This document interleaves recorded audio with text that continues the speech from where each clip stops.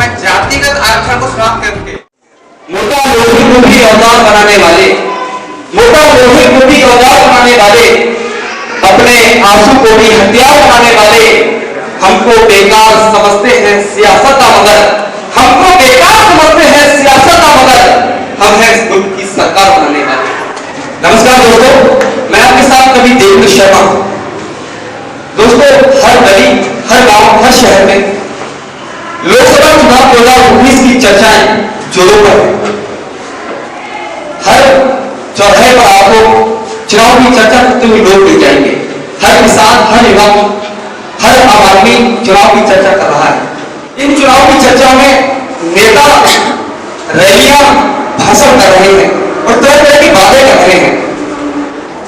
इसी बीच में आज लोकसभा रैली की तहसील मीटिंग के गांव दर्दिया में आया हूं और उन छात्र छात्राओं के साथ जो कक्षा 9, कक्षा 10 में हैं, उनसे पूछने की कोशिश कर रहा हूं कि देश में सबके मत अलग होते हैं, है ना, सबकी बात अलग होती है, सबके विचार अलग होते हैं, सबकी सोच अलग होती है। आज एक टॉपिक मैं लेकर आया हूं कि अगर मैं प्रधानमंत्री होता, इन छात्र छात्राओं के सामने टॉपिक रखता हूं कि अगर मैं प्रधानमंत्री होता तो इस देश के साथ क्या करता। सब बच्चों के अपने विचार हो सकते हैं, सबकी अपनी सोच हो सकती है। देश का प्रधानमंत्री बना दिया जाए तो ये क्या करेंगे देश के साथ, इनके क्या विचार होंगे देश के लिए। आइए बात करते हैं। आप काफी लोगों के सामने हैं अभी, ठीक है। ये मान के चले कि ये छात्र छात्रा ही बैठे हैं, ये हिंदुस्तान बैठा है। आप लाल किले की प्राचीर से संबोधित कर रहे हैं देश को, ठीक है। 15 अगस्त के मौके पर संबोधित कर रहे हैं। तो आप यदि प्रधानमंत्री होती तो आप इस देश के लिए क्या संबोधित करती, क्या कहती? हमारे देश की अगर मैं प्रधानमंत्री होती तो हमारे देश में अधिकांश जनसंख्या अभी तक अशिक्षित है। तो सबसे पहले हम जो गरीब लोग हैं उनके बच्चों को शिक्षा प्रदान कराते, और आज के युवा जो लोग हैं वो बेरोजगार हैं तो उनके लिए रोजगार दिलाते। प्रदूषण की समस्या बढ़ रही है तो उसके लिए कम करते। प्रदूषण के लिए क्या करते हैं आप?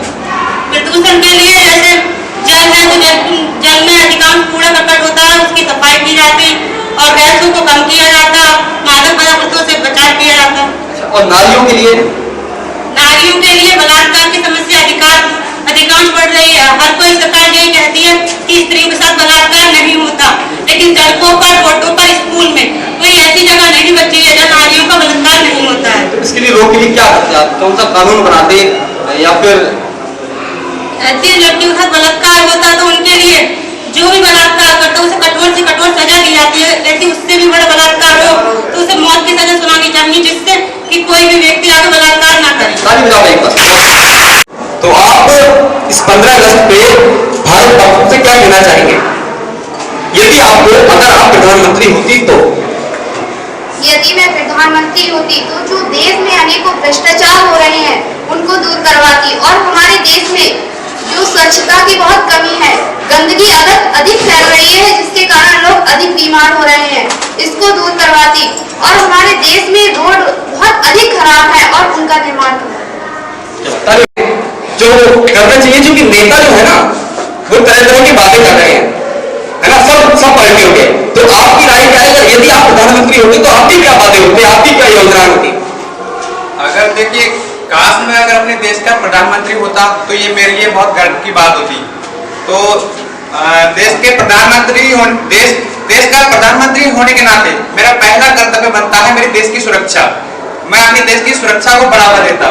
दूसरी बात, जो हमारे यहाँ पर जातिगत आरक्षण की ज्यादा बातें चलती हैं, तो मैं जातिगत आरक्षण को समाप्त करके व्यक्तिगत आरक्षण को मान देता। जैसे जाति में क्या है, कोई भी मनुष्य कितना भी रईस हो सकता है, ऐसे तो उसे आरक्षण मिल जाएगा, जो गरीब रह जाएगा वो तो उसका काम खराब हो जाएगा। इसलिए जातिगत आरक्षण को समाप्त करके मैं व्यक्तिगत आरक्षण को ज्यादा मानदेय दूंगा। एक बार हमारे देश में जितने भी नेता होते हैं वो कहते हैं विकास की बात, अरे क्या खाली विकास कराते हो? कहते स्मार्ट सिटी बनवाएंगे। स्मार्ट सिटी ऐसे नहीं बनती।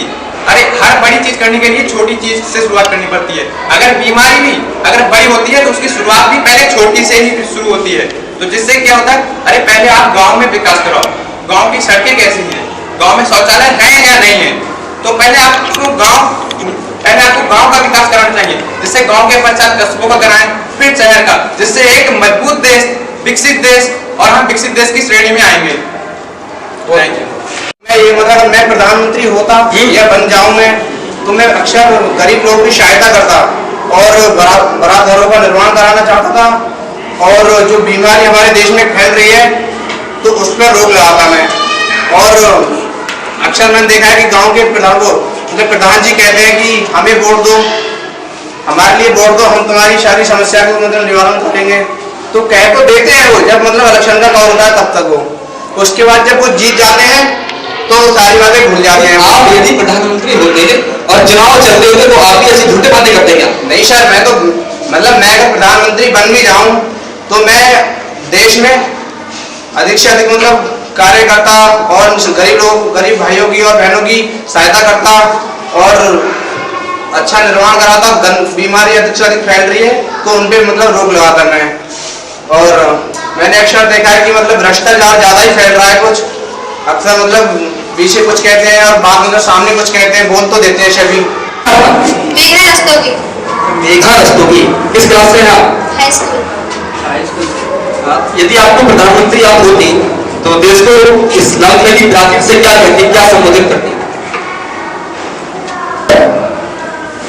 यदि मैं प्रधानमंत्री होती तो मैं शिक्षित बेरोजगारी के क्षेत्र में जाना चाहती हूँ, जहाँ पे शिक्षित लोग तो कम है लेकिन बेरोजगारी भी उसके साथ बहुत कम है।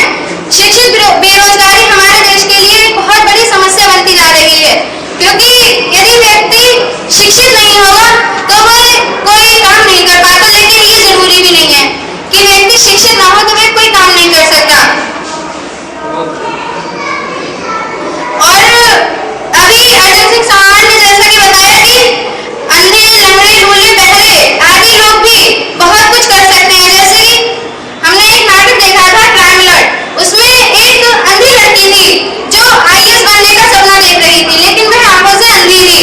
लेकिन उसके अध्यापकों ने उसे इतना अच्छा टैलेंट दिया, उसे इतना अच्छा बनाया कि वह IAS परीक्षा में पास हुई और वह बहुत अच्छे अंकों से पास हुई और वह प्रथम श्रेणी में आई। इन्हीं बातों के साथ मैं अपनी वाणी को विराम देना चाहती हूँ। जय हिंद। सचिन सिंह, बहुत अच्छा। बिल्कुल नहीं है। किस क्लास में हैं आप?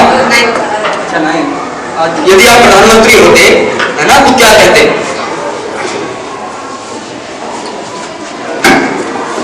अगर मैं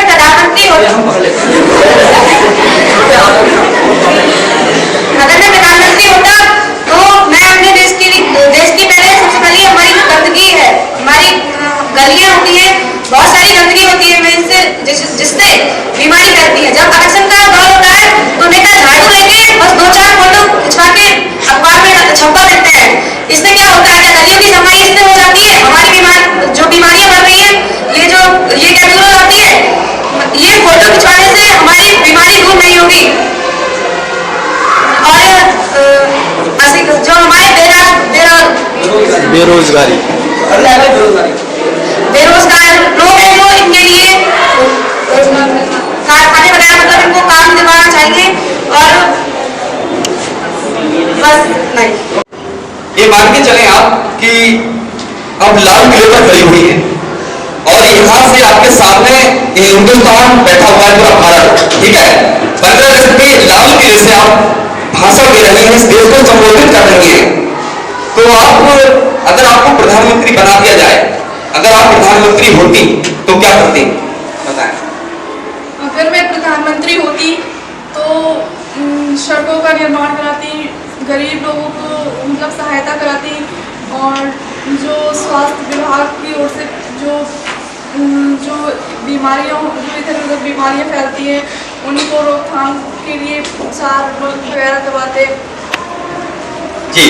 और विद्यालय शिक्षा के लिए विद्यालय की व्यवस्था करवाते, नारी सुरक्षा की सुरक्षा, नारी की सुरक्षा करवाते। बिल्कुल इतना ही। चलिए बैठ।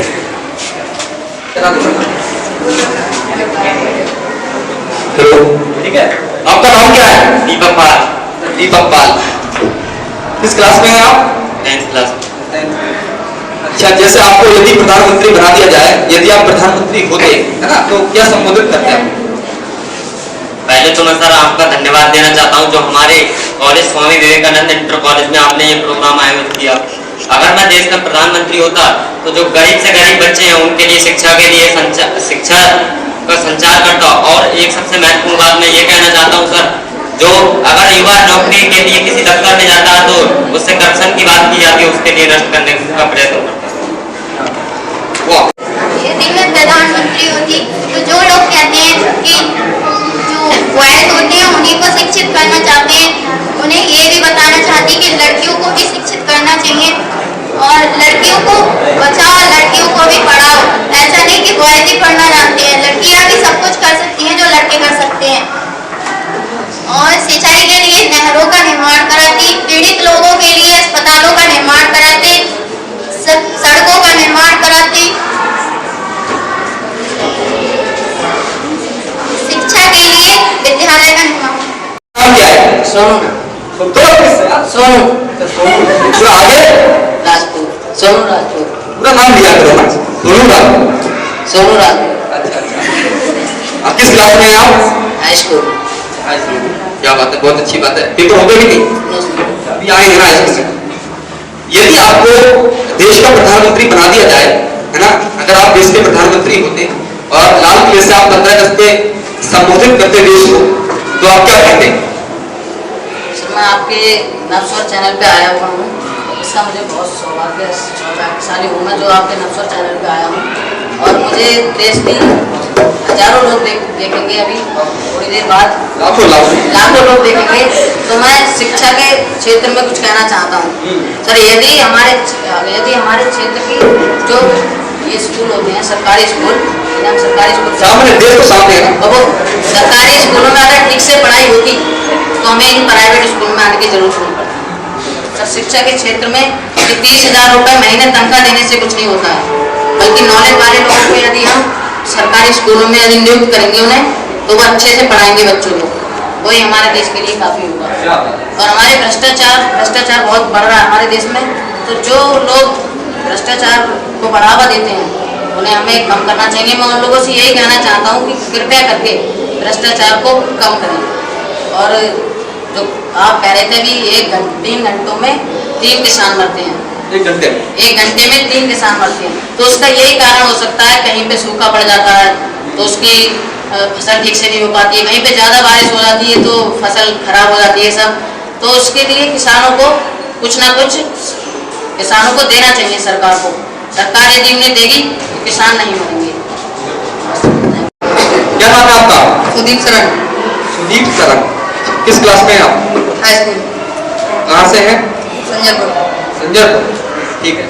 आपका जिला क्या लगता है? जिला बरेली। देश भारत। और है ना, प्रधानमंत्री बन गए तो पाकिस्तान में थोड़ी ना बनते हैं। अच्छा, यदि आपको देश का प्रधानमंत्री बना दिया जाए, है ना, अगर आप देश के प्रधानमंत्री होते तो आप लाल किले से 15 अगस्त को लाल किले की प्राचीर से देश को क्या संबोधित करते हैं, है ना, क्या योजनाएं, क्या वादे होते? अगर मैं स्वास्थ्य की बात करना चाहूँ तो अरस्तु के अनुसार कि स्वस्थ शरीर में ही स्वस्थ मस्तिष्क का विकास होता है, जिससे हमारे देश में नए स्कूलों में जो नए छोटे छोटे बच्चे हैं वो आगे देश में जाके शिक्षा उनका विकास होगा। जब उनका मस्तिष्क स्वस्थ होगा तभी उनका विकास होगा। और अगर हम आरक्षण की बात करना चाहें तो उच्च कास्ट के लोग समझते हैं कि ये विरासत में नहीं मिली है, मगर ये नहीं समझते कि हर किसी की देश की लाइन एक होनी चाहिए। कोई उच्च जाति से है तो वो समझता है कि उसे अच्छी फैसिलिटी मिलती है, AC है, कूलर है घर में, और कोई किसान का बच्चा है तो वो समझता उसे अच्छी फैसिलिटी नहीं मिल पाती है, जिससे वह पीछे रह जाता है। तो देश में समानता लाने के लिए आरक्षण जरूरी है। क्या नाम है आपका? यशपाल। यशपाल, थोड़ा देर बोलना। देश के प्रधानमंत्री बनने जा रहे हो ना, देश देश के प्रधानमंत्री हैं आप, ठीक है, और देश के प्रधानमंत्री हो तो आप ये मान के चलो कि 15 अगस्त का भाषण दे रहे हो, तो आप देश के लिए, यदि आप प्रधानमंत्री होते, ठीक है, अगर आप प्रधानमंत्री होते तो इस देश के लिए क्या कहना चाहते? आपकी नजर में क्या होना चाहिए देश में?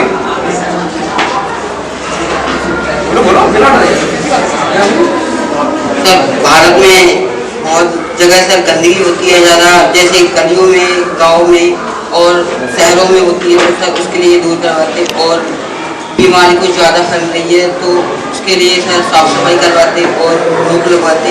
नदियाँ सर बहुत गंदी हैं, इसलिए नदियों को साफ करवाते और उसका पानी स्वच्छ होता तो पीने लायक भी होता। पर सर अगर खेतों के लिए सिंचाई के लिए, उसके सिंचाई के साधन के लिए नहरें बनवाती, ट्यूबवेल बनवाते और नलकूप बनवाए। बहुत क्या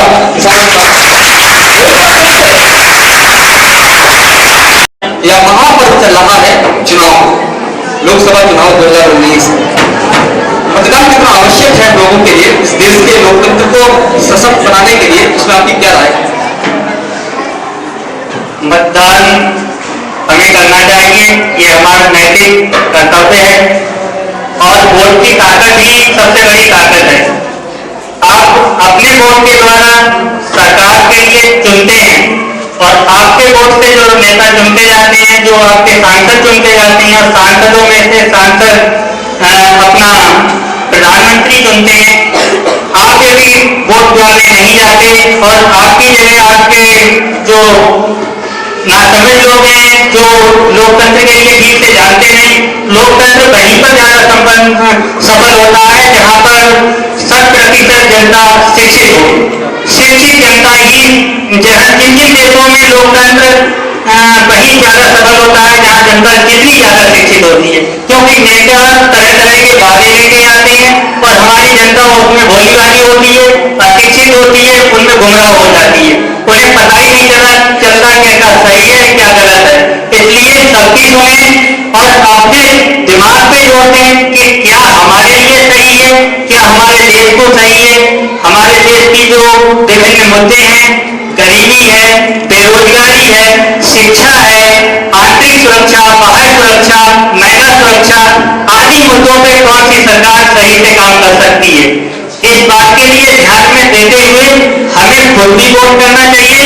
और जो लोग कहते हैं कि वोट में क्या रखा है, हमें कोई कुछ देता तो नहीं, उन्हें भी बताना चाहिए कि आपका वोट कितना मायने रखता है, कितनी कीमत रखता है। ये आपको मौका मिला है, आजादी से पहले आपके वोट की कोई जरूरत नहीं थी, क्योंकि अंग्रेजों से आने से पहले लोकतंत्र नहीं था, राजतंत्र था, तो आपकी कोई कीमत नहीं थी, कोई आपकी वैल्यू नहीं थी।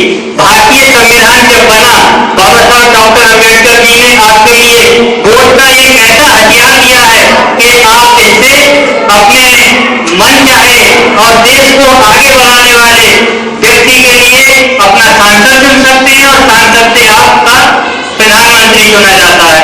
इसलिए आपको वोट जरूर करना चाहिए और हमारा संवैधानिक कर्तव्य है, ये हमारा नैतिक कर्तव्य है। इसी के साथ मैं वायु बताऊंगा। आखिर में एक ऐसा, चूंकि चुनाव चल रहा है, इस पर कहना चाहूंगा कि मतदान कितना आवश्यक है ना, वोटिंग करना कितना जरूरी है इस लोकतंत्र के लिए, उसमें भी बताएंगे। मतदान एक बहुत अहम प्रक्रिया है। मतदान हम सब लोग जितने भी हमारे वोटर हैं, हमारे इलाके में, हमारे क्षेत्र में जो भी वोटर हैं, प्रयास करना चाहिए उन्हें सारा काम छोड़ करके सबसे पहले मतदान करना चाहिए। क्यों? क्योंकि हम अपने मतदान की ताकत से, मतदान की शक्ति से अच्छी सरकार बना सकते हैं, अच्छा प्रधानमंत्री का निर्माण को कर सकते हैं। अच्छा प्रधानमंत्री, अच्छा सांसद बनाएंगे तो अच्छा प्रधानमंत्री बनेगा, जो भारत के लिए बहुत ही मील का पत्थर साबित होगा विकास के लिए। इसलिए वोट जरूर करें, खुद वोट डालें, अगर हमारा वोट है तो खुद वोट डालने आए और अपने साथ में अपने जो लेफ्ट राइट पड़ोसी लोग होते हैं जिनका वोटर है उनको भी साथ में लेकर जाए, प्रेरित करके अनिवार्य रूप से 100% मतदान करें।